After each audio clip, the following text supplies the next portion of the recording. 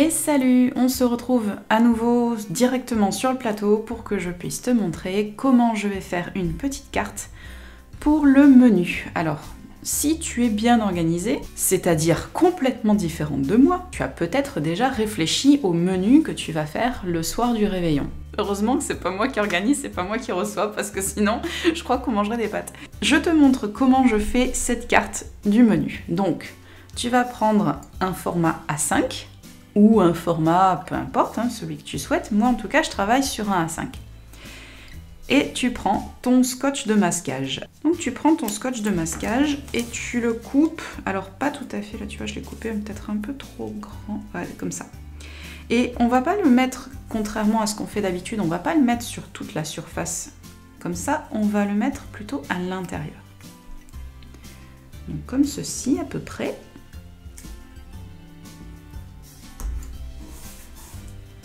On va faire un cadre à l'intérieur, pas sur les côtés. Quoi qu'on pourrait aussi faire sur les côtés. Je suis en train d'y réfléchir. Et là, tu dois dire, mais qu'est-ce que c'est que cet engin? Aïe aïe aïe, qu'est-ce qu'elle va nous faire faire encore celle-là? Et je suis en train de me demander, est-ce qu'on ferait pas aussi un cadre tout autour? Ça peut être rigolo.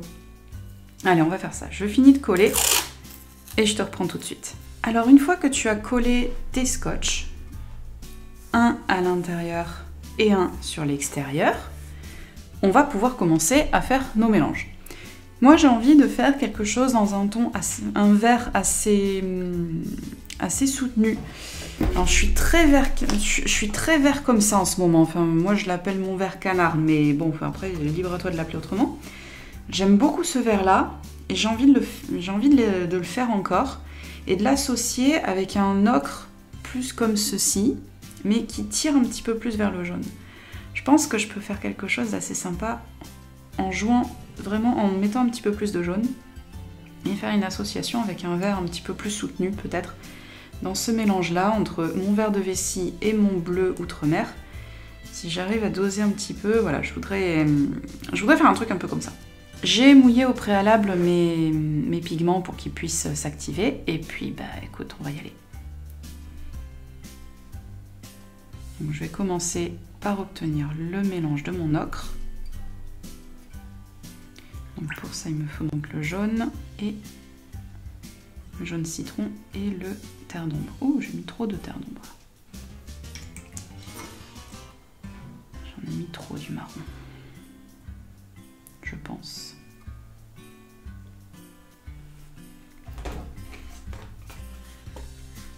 J'avais fait quelques tests. Déjà sur celui-là, c'était un marque-page qui était raté de l'autre côté. Ok, c'est pas mal ça. J'aime bien. Et on va faire de l'autre côté le mélange pour le bleu-vert.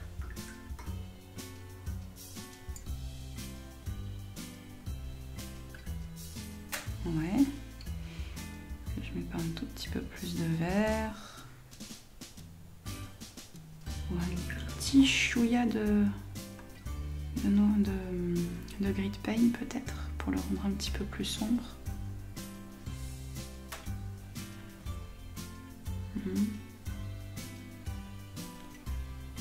Ouais.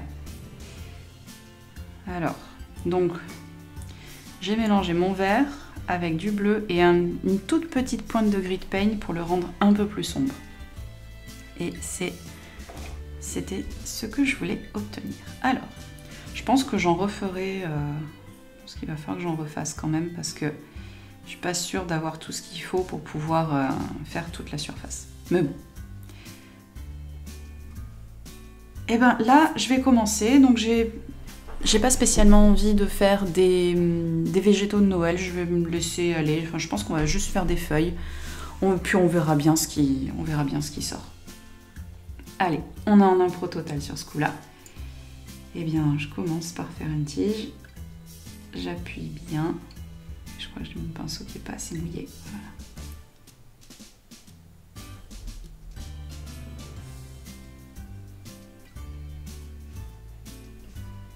Est-ce que je me lance dans des fusions? Voilà.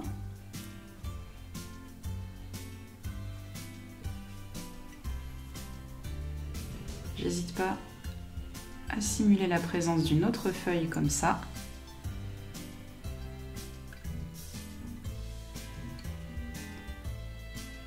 Pourquoi pas rajouter aussi du gris de paint carrément dedans.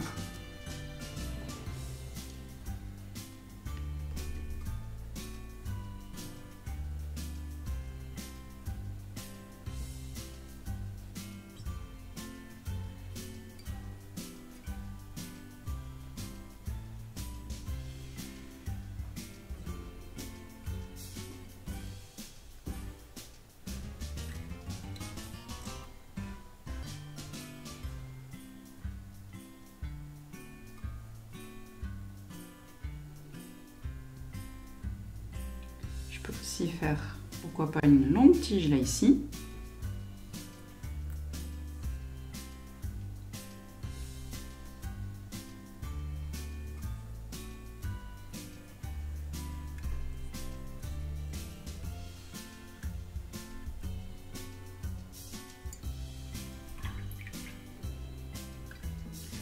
Tu vois que je varie les feuilles, enfin voilà, je peux aussi varier les couleurs des feuilles sur une même branche, pourquoi pas. Effectivement, il va falloir que je le recharge un petit peu en pigment.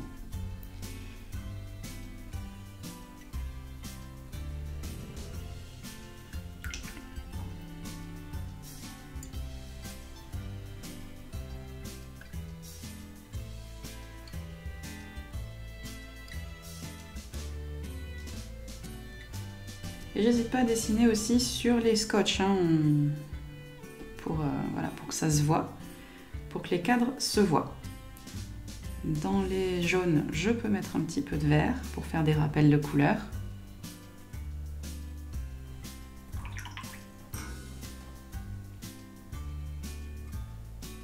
C'est des fusions sphères tant que c'est humide. Je vais faire la tige jaune pour celui-ci.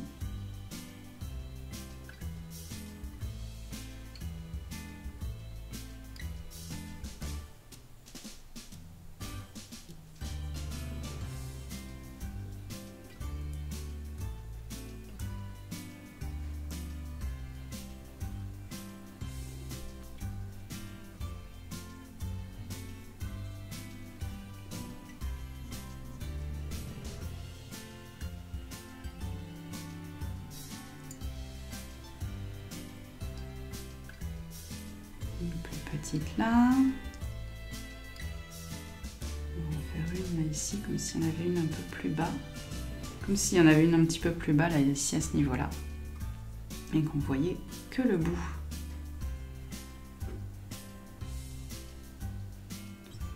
Quelques fusions.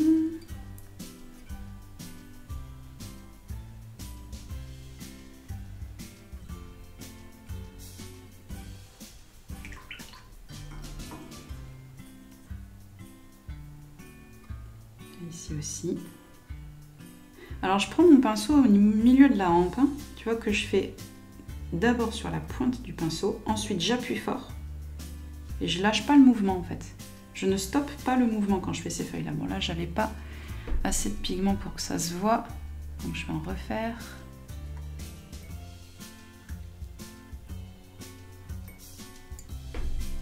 Hop, donc je reprends sur la pointe. Ensuite, j'appuie fort et je relâche tout doucement. Et puis si je veux le renforcer un petit peu, voilà, je peux remettre sur la pointe du pinceau quelques petits pigments.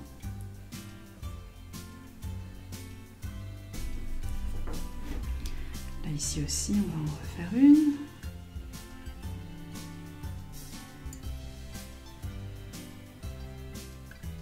Allez, je te montre bien comme il faut. Là, comme ça, tu verras bien. Donc, je commence à dessiner sur mon scotch, de la pointe, comme ça. J'arrive là, ici. Je laisse la tige. Après, j'appuie fort et je remonte. Évidemment, ça, c'est pas bien vu. J'avais plus assez de pigment. Je dessine sur la pointe. Sur la pointe, j'appuie fort et je remonte délicatement. Comme ça. Voilà.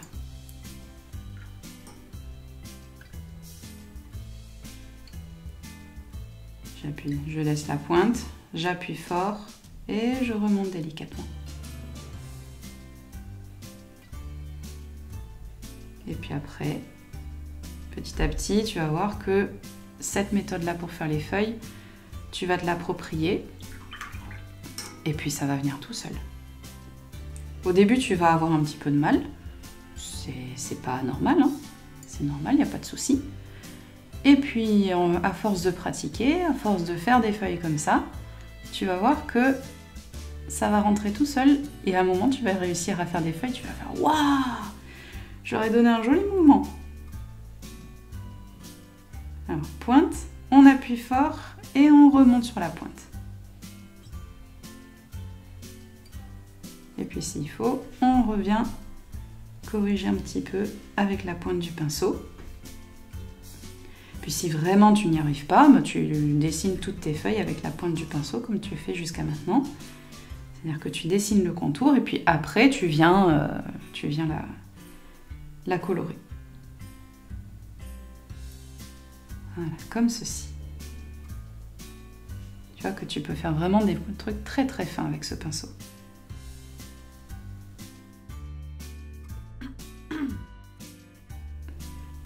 Là, ça fait un petit moment que je fais du vert.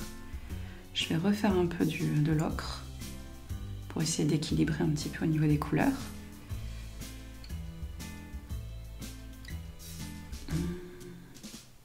Allez, on va faire une forme un peu rigolote.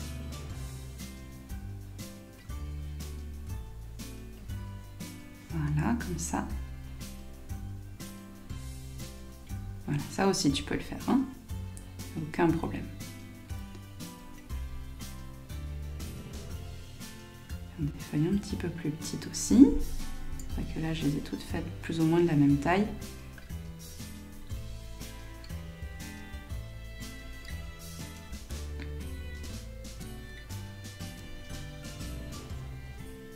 En fait, le fait de laisser son pinceau faire un peu plus ou moins ce qu'il veut quand on fait les feuilles, ça va te permettre d'avoir un mouvement.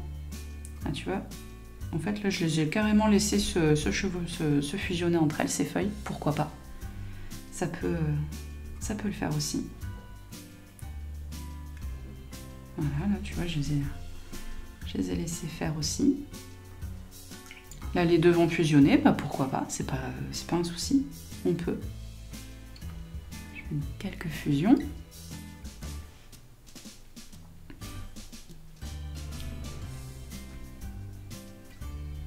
Ça aussi, ça peut te permettre, c'est un exercice qui peut te permettre de commencer à travailler les fusions avec un résultat un petit peu plus concret que ce qu'on avait fait dans le challenge 5 minutes, par exemple, où on avait fait des ronds. Je t'avais fait faire des papillons aussi, avec des fusions comme ça. Mais bon, ça aussi, ça peut être un exercice. Allez, on reprend. On fait sur la pointe, on appuie fort et on remonte délicatement.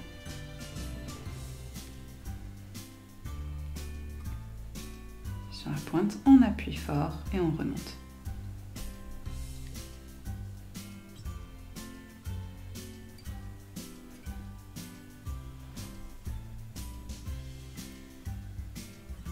Donc là, tu vois, enfin, on peut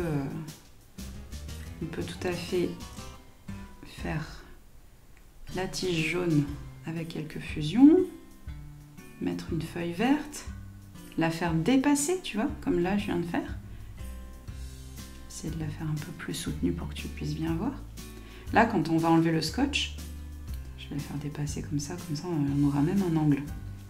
Quand on va enlever le scotch, on va bien voir là ici que là, la feuille elle passe derrière ce cadre. Ça peut être très intéressant.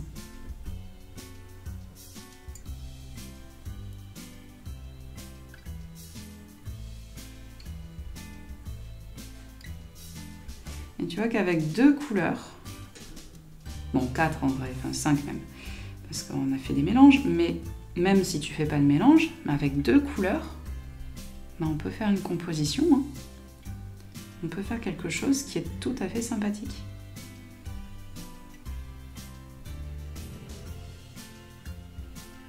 Parfois la simplicité, en fait, c'est ça qui va te créer ce qu'on appelle dans mon jargon professionnel, on appelle ça l'effet waouh. C'est ce qui va te faire waouh en fait. Mais c'est super bien fait, oh là là. Et en fait, parfois la simplicité, ça marche. Souvent même. Souvent. Ça a l'air d'être encore humide. J'en profite. Je vais rajouter un petit peu de grit paint dans ce qui est encore un peu humide. Donc je travaille sur du 100% coton. Pas trop mal, mais je trouve qu'il y a encore quelques espaces blancs, notamment là ici. On va faire une feuille qui revient plutôt vers le bas, comme ça, avec la pointe comme ça, comme si la tige on la voyait pas. On va mettre ici aussi un bout, là, juste un bout. Là aussi, parce que sinon on verra pas vraiment le cadre, on ne le verra pas bien.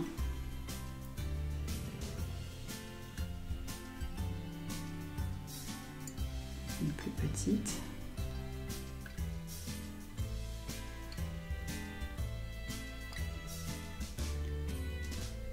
Voilà.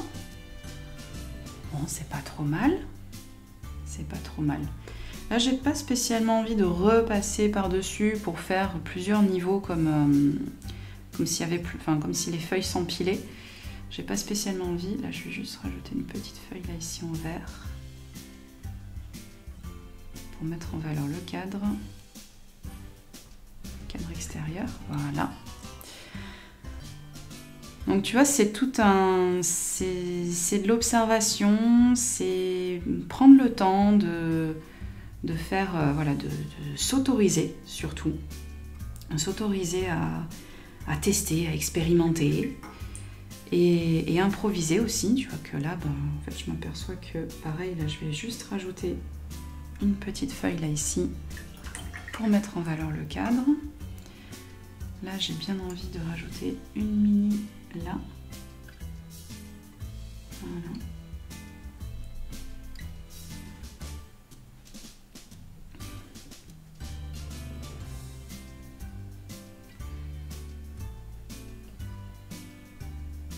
Là ici. Alors, quand tu remplis comme ça des espaces blancs, parce que là, en fait, je remplis, hein, je fais du remplissage. Quand tu fais du remplissage comme ça, essaye, tu vois, de voir la quantité de blanc qu'il y a autour. Ce qu'on appelle, en graphisme, on appelle ça du blanc tournant. C'est le blanc qu'il y a tout autour d'un élément. Et essaye de voir, de trouver un équilibre dans tous les blancs tournants. C'est-à-dire que là, je vois qu'il y a à peu près la même quantité. Je ne vais pas te faire un cours de graphisme, hein, parce que c'est un gros morcif, mais essaie de voir la quantité de blanc que tu as là ici. Est-ce que c'est à peu près la même que là? C'est harmonieux avec ici? Là, je trouve que, au contraire, ça mériterait peut-être un petit peu plus de matière, mais comment je vais... Peut-être comme ça. Voilà. Voilà, avec un bout de feuille là ici, comme ça, ça fait... Il y avait il y avait un grand espace blanc par rapport au reste de la composition. Ça décolle un peu, faut que je fasse attention. Et pour le reste, je trouve que ça a l'air d'aller, là ici un petit peu aussi, là. Et peut-être là. Voilà. Après, cette histoire de combler les blancs tournants, si tu n'y arrives pas, c'est pas grave. Comme je disais, enfin moi voilà, là c'est le genre de choses que je maîtrise peut-être un peu mieux parce que ça fait partie aussi de mon métier, d'avoir appris à combler justement ces blancs et gérer les espaces. Donc ça, si tu n'y arrives pas, c'est pas la fin du monde, mais je te donne quelques petites astuces, comme ça tu vois que on peut croiser un métier comme le mien donc de graphisme et de faire de l'aquarelle aussi, puisque là en fait on a juste fait du motif, on a fait du motif plus ou moins. Donc je vais enlever le scotch et puis on va découvrir cette composition. Allez, hop. Alors c'est pas du réalisme, c'est pas du grand art, mais de toute façon je n'ai jamais eu vocation à t'enseigner du grand art avec un grand A.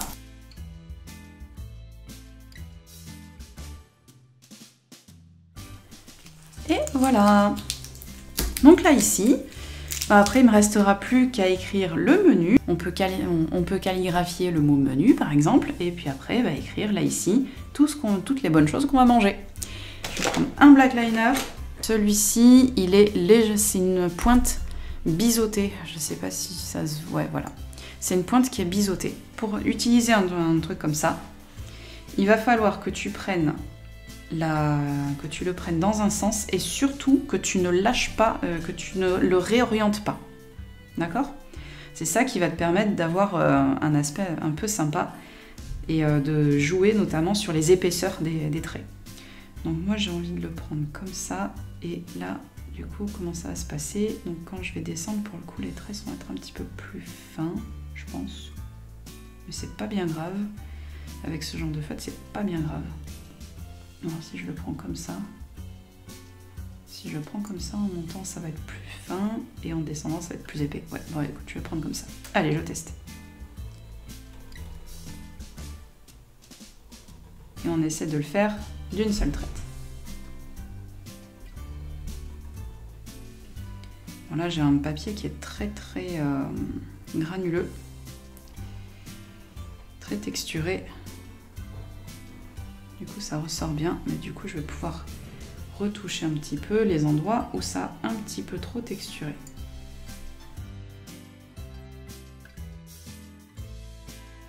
Donc voilà, bah écoute, après il ne me restera plus qu'à écrire le menu que je sais toujours pas ce qu'on va manger pour le réveillon, mais c'est pas grave. Et donc comme ça, bah, je vais pouvoir le mettre par exemple sur la table, que les gens puissent voir un petit peu, que les convives puissent voir ce qu'ils vont manger. Bon bah voilà, c'est la fin de ce tuto, j'espère qu'il t'a plu. Si c'est le cas, bah, n'oublie pas le petit like pour me le faire savoir. N'oublie pas également de t'abonner pour rester informé des futures sorties de vidéos. Et puis bah, je te dis à demain pour un nouveau tuto spécial Noël. Allez, salut!